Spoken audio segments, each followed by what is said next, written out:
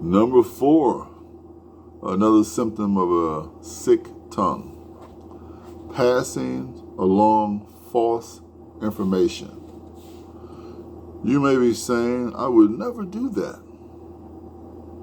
But did you know that many times we unknowingly slander someone when we pass along negative information that we've heard but do not know for sure that it's true?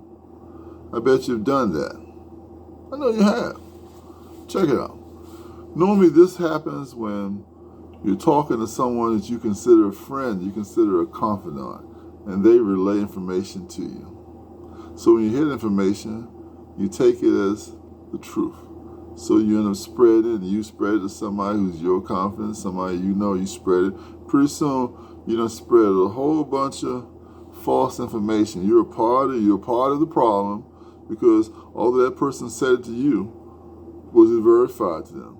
Do you actually know whether it's true or not? And even if it's true or not, why spread this type of information? What is the benefit of it anyway? Is it a benefit to you? It doesn't benefit you.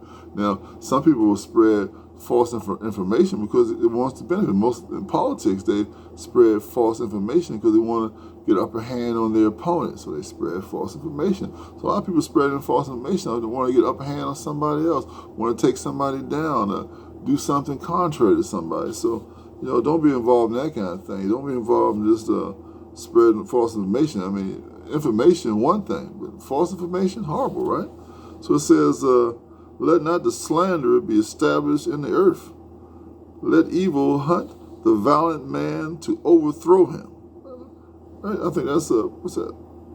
Psalms 140:11, right? Whoever spreads slander is a fool. Proverbs 10:18. And it's just one thing after another. When you do these things, it has bad consequences for you.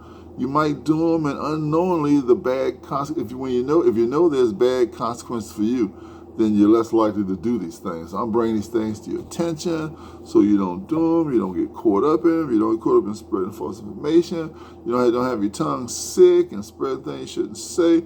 I'm saying things to keep you right on point, that you remember. When you hear something, everything you hear, you can't let it fester in your brain. You got to let it disappear. Look, man, you keep the information yourself. Understand you're telling me, man, but I don't need to hear that, man. Keep it yourself, man. Don't tell me. I'm one that don't want to hear it. Tell it to somebody else. Don't get in that line of secession, just committing the same folly. Right? It says, but now I'm writing you that you must not associate with anyone who calls himself a brother who is involved in sexual immoralities or greed or adultery or slander, or drunkenness or swindler. With such a man, don't even eat with such a person. Don't even eat with them. So you don't be talking about nobody. If you know who somebody is, don't even eat with them. Don't associate with them. You don't want to hear what they got to say. You don't want to associate with them. You don't eat with them. You want to just go along your way. You don't want to be caught up in no kind of sin, no kind of punishment coming back your way.